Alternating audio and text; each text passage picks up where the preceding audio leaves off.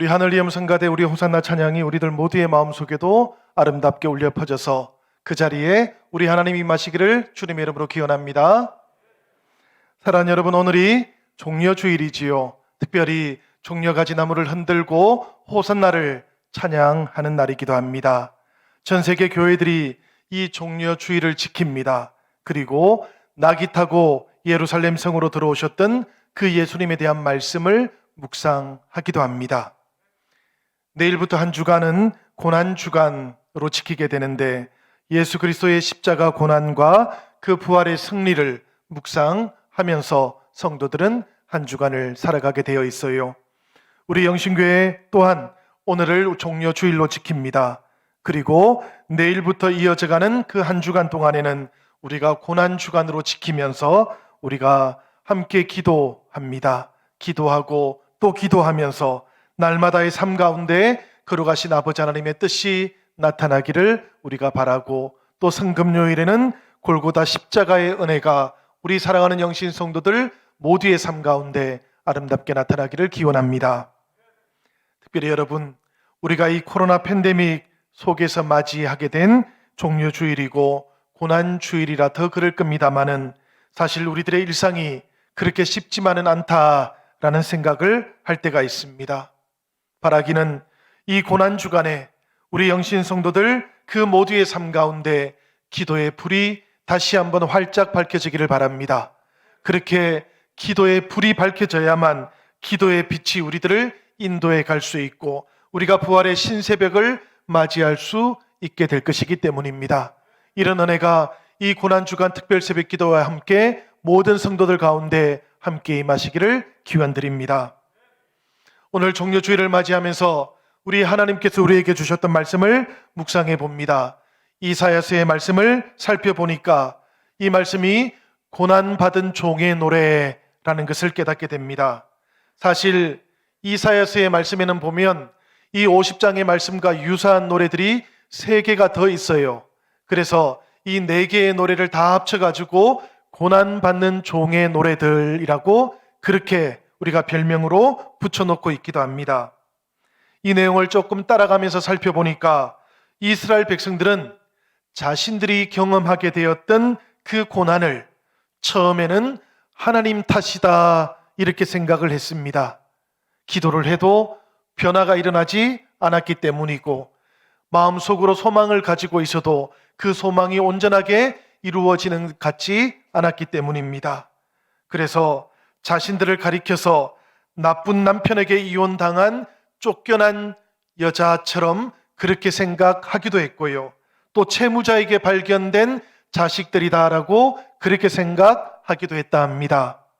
그렇지만 그 이스라엘 백성들을 보면서 우리 하나님께서는 이렇게 말씀을 하셨어요. 이사야서 50장 1절의 말씀인데 그 말씀은 이러합니다. 내가 너희의 어미를 내보낸 이혼 정서가 어디 있느냐? 내가 어느 체주에게 너희를 팔았느냐? 이렇게 되묻고 계시는 겁니다. 이 말씀을 보면 하나님의 관심이 너희의 어미의 그 정서가 어디에 있느냐 혹은 너희들의 체주가 어디에 있느냐라고 묻고 있는 듯 하지만 사실은 그런 뜻이 아닌 것이지요. 하나님께서 이스라엘의 아버지가 되신다라는 그 뜻을 분명하게 알려주고 계셨던 것입니다. 이스라엘 백성들은 자신들의 죄악으로 말미암아 팔려나갔던 것이고 그리고 내보냄을 당하게 되었다라는 그런 뜻이었던 겁니다. 그래서 이어졌던 이사야서 50장 2절에서는 하나님께서 내가 왔어도 사람이 없었으며 내가 불러도 대답하는 자가 없었음이 어찌된 일이었느냐라고 다시 되묻고 계셨던 것이지요. 성도 여러분, 하나님께서 우리를 찾아오시면 우리는 어디에 있어야 되는 것입니까? 하나님께서 찾아오셨던 그 자리에 우리도 있어야 되는 줄로 생각이 됩니다. 우리가 그 자리에 있지 못하면 말씀을 들을 수도 없고 은혜를 깨달을 수도 없기 때문에 그러합니다. 신약 성경에 보면 부활하셨던 예수님께서 제자들을 찾아오셨던 적이 있었습니다. 그때 모든 제자들이 그 자리에 있었지만 한 사람 도마만 그 자리에 없었다 그러지요. 모든 제자들은 주님의 말씀을 들었고 주님의 은혜를 깨닫게 되었습니다. 딱 한 사람, 그 자리에 없었던 도마만 말씀도 듣지 못했고 은혜도 깨닫지 못했다라고 그렇게 말씀하고 있는 것입니다. 여러분, 우리 하나님께서 우리를 찾아오실 때, 하나님께서 우리를 불러주실 때 우리들 모두는 하나님께 대답할 수 있는 자리에 있어야 될 줄로 생각이 됩니다. 부르시는데 못 들은 척 하시어서도 안 되는 줄로 믿습니다. 하나님과의 관계를 우리가 살펴보면 사람들은 자신들이 순종하지 않았던 것, 이것은 사실 조금 가볍게 생각들을 하시는 것 같습니다. 그 대신에 자신이 받았다고 생각하는 고난은 아주 크게 부풀려 버립니다. 그렇지만 하나님께서는 사람들에게 어떻게 말씀을 하고 계십니까? 내 손이 짧아서 구속하지 못하겠느냐?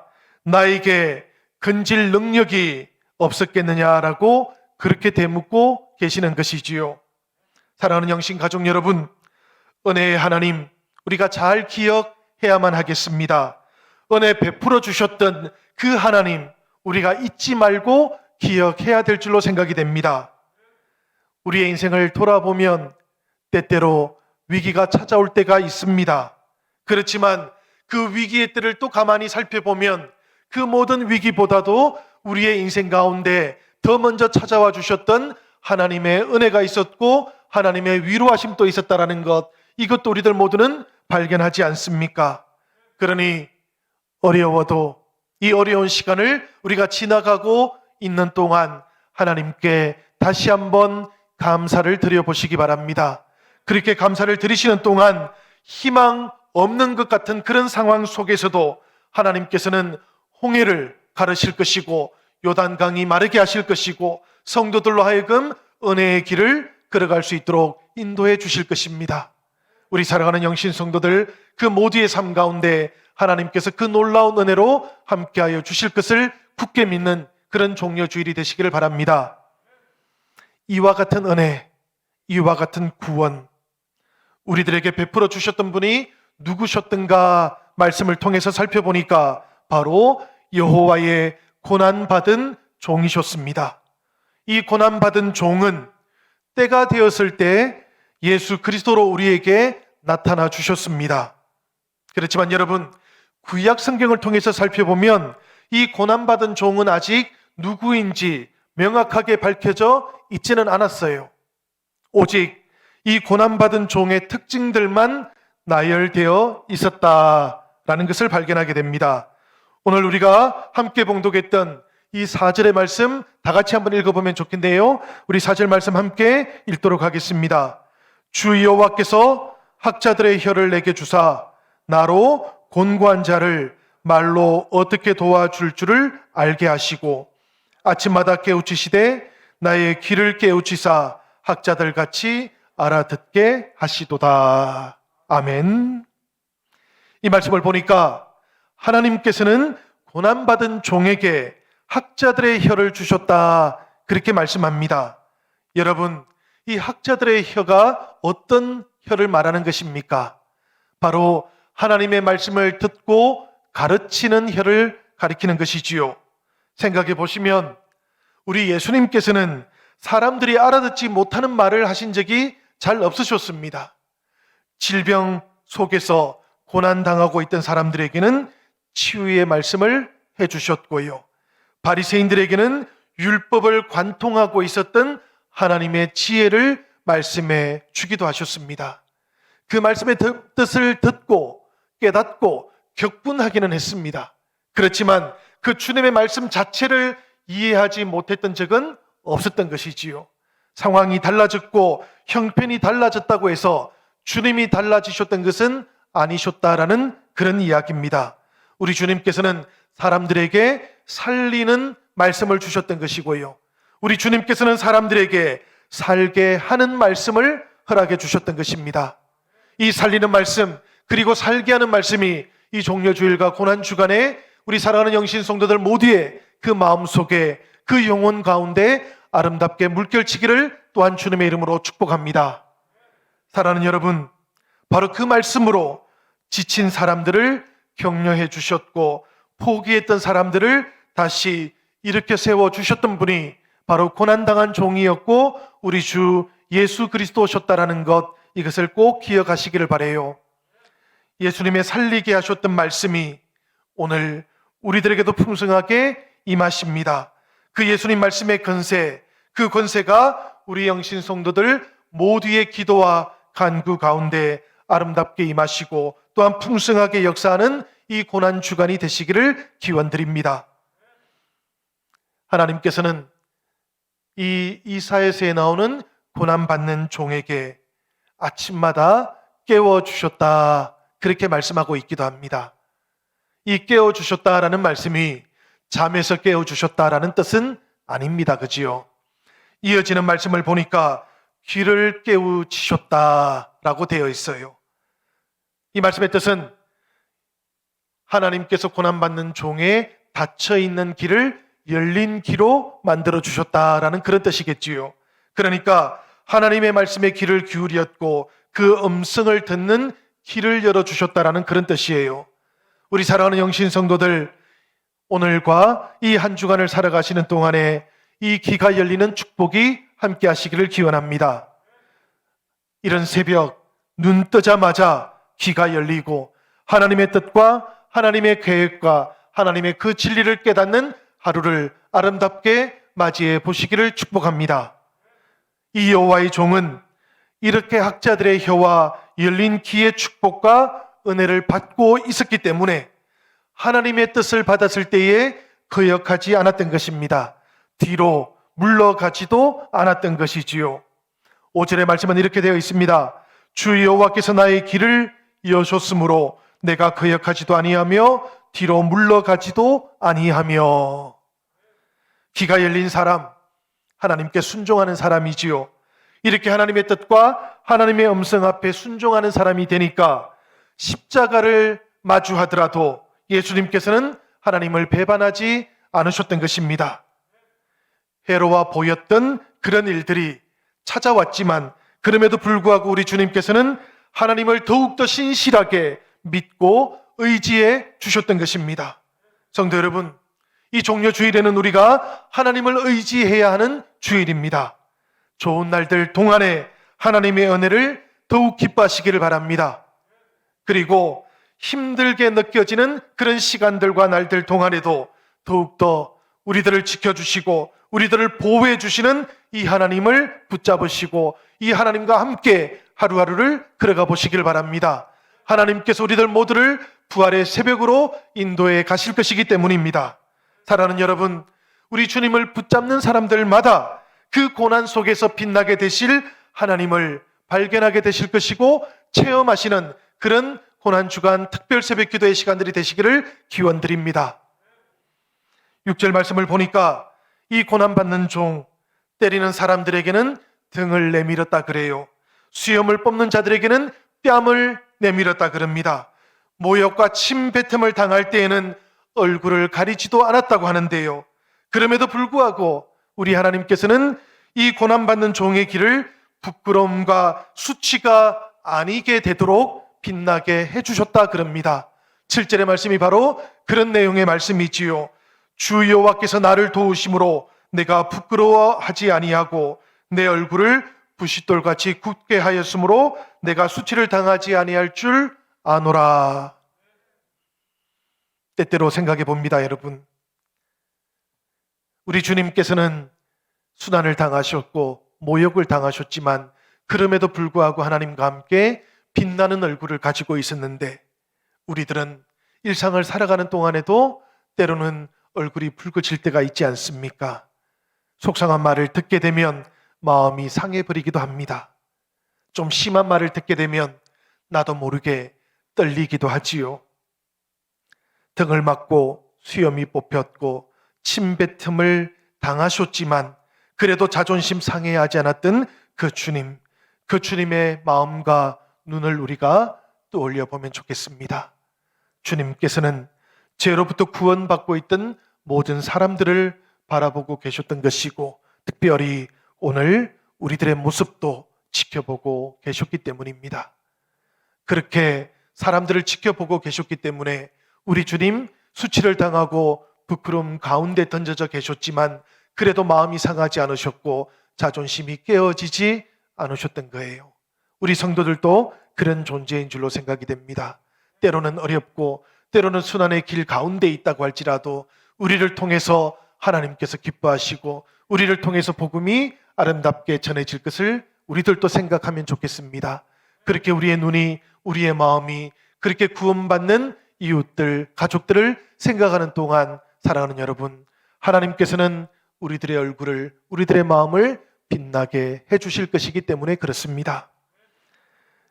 이 이사야서의 말씀, 누가복음에도 함께 나오고 있지요. 이 누가복음에서 우리들은 예수님을 통해서 고난받는 종의 모습을 또다시 발견하게 됩니다. 나귀를 타시고요. 예루살렘 성으로 들어오고 계셨던 그 예수님은 가만히 살펴보면 바로 이 이사야서에 나오고 있던 고난받은 종이셨습니다. 여러분, 보통 로마 황제들은 거리를 행진하거나 성으로 들어올 때 어떻게 들어왔는가 하면 아주 많은 호위병들의 호의를 받았다 그래요. 그리고 가장 건강한 말을 타고 들어왔다 그럽니다. 그 말이 화려한 카페트를 밟고 성 안으로 들어왔는데 여기에는 이런 이유가 있었다 그럽니다. 그 왕의 모습을 목격했던 사람들, 그 사람들 모두가 왕에게 경배하는 마음을 가지도록, 그리고 그 다음에는 이 땅에서 누리게 되는 행복과 안정감, 이 모든 것들이 바로 이 로마 황제로부터 주어지는 것이구나라고 깨달을 수 있도록 그렇게 호위 부대를 꾸렸다 그럽니다. 모든 점령지들마다 로마 황제들은 그곳에 가면 이렇게 입장을 했던 것이고, 그 모든 사람들에게 팍스 로마나라고 해서 이 로마의 평화를 선포하도록 그렇게 요구했던 것이지요. 예수님은 어떠합니까, 여러분? 예수님께서 예루살렘 성으로 들어오셨을 때는 나귀를 타고 들어오셨다 그럽니다. 그 나귀도 일반 나귀가 아니었습니다. 나귀 새끼를 타고 성으로 들어오셨는데요. 이 성으로 들어오셨던 예수님을 보면서 사람들은 어떤 생각을 했겠습니까? 당연히 로마 황제와 같은 그런 왕권을 떠올리지는 못했을 것입니다. 다시 한번 우리들의 마음도 돌아보면 좋겠어요. 왜 예수님께서는 예루살렘 성에 들어오실 때 이런 모습으로 들어오게 되셨을까? 마태복음은 이 장면을 두고 이렇게 말씀을 하셨습니다. 스가랴서 9장 9절에 나오는 말씀처럼 예수님께서는 가장 겸손한 자의 모습으로 우리를 찾아오셨던 것이다. 스가랴서 9장 9절의 말씀을 한번 함께 읽어보면 좋겠습니다. 우리 다 같이 읽도록 하겠습니다. 시온에 따라 크게 기뻐할지어다. 예루살렘에 따라 즐거이 부를지어다. 보라, 내 왕이 내게 임하시나니 그는 공의로우시며 구원을 베푸시며 겸손하여서 나귀를 타시나니 나귀의 작은 것 곧 나귀 새끼니라. 마태복음을 보니까 화려하고 멋있는 왕의 모습 대신에 가장 겸손한 왕의 모습으로 우리를 찾아와 주셨던 그 예수님을 이렇게 알려주고 있는 것입니다. 그러면서 성경은 바로 이 말씀은 스가랴서 9장 9절의 말씀이 예수님을 통해서 온전하게 이루어진 모습이다라고 그렇게 알려주고 있기도 해요. 생각해보면 참으로 감사한 일입니다, 여러분. 우리 같은 사람들에게 하나님께서 가장 겸손한 자의 모습으로 찾아오셨기 때문이지요. 우리가 복음서의 말씀을 읽어보다 보면 이 예수님께서는 제자들의 발을 씻겨주기도 하셨습니다. 종과 주인의 관계가 너무나 엄격했던 그 시대를 생각해 본다면 사실은 상상을 뛰어넘는 그런 일이기도 했을 터인데, 우리 예수님께서는 하나님의 지음을 받은 사람들 사이에 온전한 관계라는 것은 이렇게 상하 종속적인 관계가 아니라는 것, 서로를 온전하게 섬기는 평평한 관계라는 것을 보여주고 싶어 하셨던 것이지요. 그런데 여러분, 이 지점에서 우리는 또 한 가지를 생각해 보아야 됩니다. 무슨 이야기인가 하면 구약 성경에는 인자에 대한 또 다른 모습이 등장하고 있기 때문입니다. 그 인자는 천사의 호의를 받으면서 구름을 타고 땅 위로 임하시는 분이시다라고 그렇게 말씀하고 있어요. 우리가 다니엘서 7장 13절과 14절을 보면 이런 말씀을 보게 됩니다. 인자 같은 이가 하늘 구름을 타고 와서 예적부터 항상 계신 이에게 나아가 그 앞으로 인도되매 그에게 근세와 영광과 나라를 주고 모든 백성과 나라들과 다른 언어를 말하는 모든 자들이 그를 섬기게 하였으니 그의 권세는 소멸되지 아니하는 영원한 근세요 그의 나라는 멸망하지 아니할 것이라. 이 다니엘서에 나오는 말씀, 그리고 이사야서와 누가복음을 통해서 우리가 읽었던 예수님과 고난의 종에 대한 말씀, 이 두 말씀은 때때로 서로 상충하는 듯 보입니다. 이사야서에 나오는 고난의 종은 연약해 보이기 때문입니다. 예수님께서도 지금 십자가의 길을 걸어가시는 동안에 약해 보이시기도 하십니다. 그러나 다니엘서에 나오고 있는 이 인자는 어떻습니까? 하늘을 호령하지 않습니까? 천사들과 함께 세상에 임재하고 계시지 않습니까? 예수님 당시의 유대인들은 이것을 어떻게 받아들였겠습니까? 그들은 이렇게 받아들였고 믿었다 그래요. 만일에 이스라엘 백성들이 하나님 앞에 훌륭한 존재들이었다면 메시아는 하늘의 구름을 타고 올 것이다. 그렇지 않으면 이스라엘이 하나님 앞에 불순종하는 사람의 모습이라면 메시아는 나귀 새끼를 타고 찾아올 것이다 라고 그렇게 믿었다 그래요. 이것은 구약 성경에 대한 또 다른 해석입니다. 이스라엘 백성들이 하나님의 백성으로서 진실한 마음으로 순종하고 있다면 메시아는 위대한 왕의 모습으로 찾아올 것이고, 그렇지 못하다면 어린 나귀 새끼를 타고 사람들 곁으로 찾아오게 된다라는 그런 뜻이거든요. 여러분, 한번 생각을 해보시기를 바랍니다. 우리 예수님께서 나귀 새끼를 타고 예루살렘 성에 입성하셨던 것, 이것은 단지 겸손의 왕의 모습으로만 사람들 곁으로 찾아왔다라는 그런 의미만은 아닌 것이지요. 그 당시 이스라엘 백성들의 영적인 상태가 어떠했는지, 그리고 한 걸음 더 나아가서는 예루살렘의 대제사장들과 사제들의 그 영적인 상태는 또 어떠했는지를 확연하게 보여주셨던 모습이었던 겁니다. 이스라엘 백성들도 이러했습니다. 하나님 앞에서 그들은 때로는 불순종했고요, 같은 민족들이었지만 서로를 약탈하기도 했습니다. 하나님의 공의는 저버렸고 눈앞에 있던 욕심을 따라서 살아가다 보니까 그 모양을 잘 보았고 잘 알고 계셨던 예수님께서는 어린 나귀를 타고 예루살렘 성으로 올라가시면서 바로 그 시대를 질타하셨던 것이고 풍자하고 계셨던 것이지요. 만약에 이스라엘 백성들이 하나님 앞에서 온전한 모습으로 서 있었다면 구름 타고 오신 주님께서는 아주 단호하게 그 시대의 악한 세력들만 징치하셨을 거예요. 이것이 다니엘서의 말씀이기도 하고 요한계시록에 나오는 말씀이기도 합니다. 그렇지만 이스라엘 백성들이 하나님께 의롭지 못했던 것이지요. 그러다 보니까 우리 하나님께서는 그 자녀들을 위해서 또 하나의 준비를 행하셔야만 했던 것입니다. 이 한 번의 또 다른 기회는 아버지 하나님께는 그 아들을 내어 주셔야 했던 위기 상황이기도 했던 것입니다. 여러분, 하나님께는 더 이상의 준비는 없으십니다. 그 아들의 이름을 믿고 그 아들과 함께 삶을 돌이키든지 그렇게 하지 않을 것인지를 결정해야 한다라는 이야기입니다. 이 종료주일은 바로 그런 날이기도 한 것이지요. 아들을 통해서 보여주셨던 아버지 하나님의 그 사랑을 오늘 우리가 온전하게 만날 수 있으면 좋겠습니다. 하나님께서 우리를 먼저 사랑해 주셨던 것입니다. 우리가 하나님을 찾고 발견했던 것이 아니라는 이야기예요. 우리를 그렇게 찾아주셨던 하나님이 계시니 우리가 그 사랑을 온전하게 누리면서 종려주일을 맞이할 수만 있다면 이 종려주일의 참된 의미를 성도들이 기쁘게 만날 수 있는 겁니다. 사랑하는 여러분, 이 종려주일 우리들 모두가 다시 한번 하나님께서 우리에게 주셨던 이 말씀을 깊이 묵상해 보시기를 바랍니다. 오늘 말씀을 통해서 살펴보니까 예루살렘 성으로 어린 나귀를 타고 들어오셨는데 아주 많은 백성들은 각자 자신들이 가지고 있던 의미 때문에 이 주님을 환호하기 시작했다고 합니다. 예수님 당시에 그 예루살렘 성에 약 5만여 명의 사람들이 살고 있었어요. 그리고 지금은 6월절이지 않습니까? 이스라엘 최고의 명절인 해방절을 맞이했던 것이지요. 온 사방에서 예루살렘으로 찾아왔고 또 온 열방에서도 예루살렘으로 순례길을 떠나왔던 것입니다.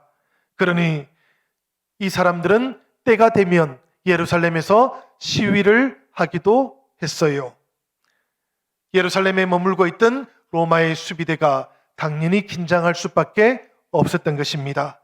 총독이 인솔하는 그 아래에서 이 로마 수비대들은 서쪽 문에서부터 온 예루살렘을 관통하면서 행진을 했었습니다. 이 행진을 화려하게 했다 그래요. 이렇게 했던 이유가 무엇인가 하면 시위를 사전에 막으려고 했던 겁니다. 그런데 여러분, 바로 그때 그런 시간에 예수님께서도 예루살렘 성으로 들어오셨던 겁니다. 다만 방향은 정반대 방향에서 들어오셨던 거예요. 동쪽 문을 통해서 예루살렘으로 들어오셨는데 어떻게 알 수 있는가 하면 바로 벳바게와 베다니라는 마을이 이 동쪽 문 쪽에 위치하고 있기 때문입니다. 38절의 말씀을 보니까 이렇게 되어 있습니다. 찬송하리로다 주의 이름으로 오시는 왕이여, 하늘에는 평화요 가장 높은 곳에는 영광이로다. 예수님께서 동쪽 문에서부터 들어오시니까 사람들은 그 예수님의 모습에서 로마 수비대를 비웃는 듯한 그런 느낌을 받았던 겁니다. 그래서 그 광경을 보면서 기뻐했고 소리쳐서 외쳤던 것이지요. 사실 예수님의 뜻은 이 로마 수비대와도 조금 달랐고 사람들의 생각과도 달랐습니다. 세상의 왕이었던 로마 황제가 저렇게 화려하게 치장을 해야만 빛이 나 보일 수 있다면 하나님의 아들 예수 그리스도께서는 나귀 새끼를 타고 들어오셔도 비교할 수 없이 빛나는 존재가 된다라는 것을 보여주고 싶어 하셨던 것입니다.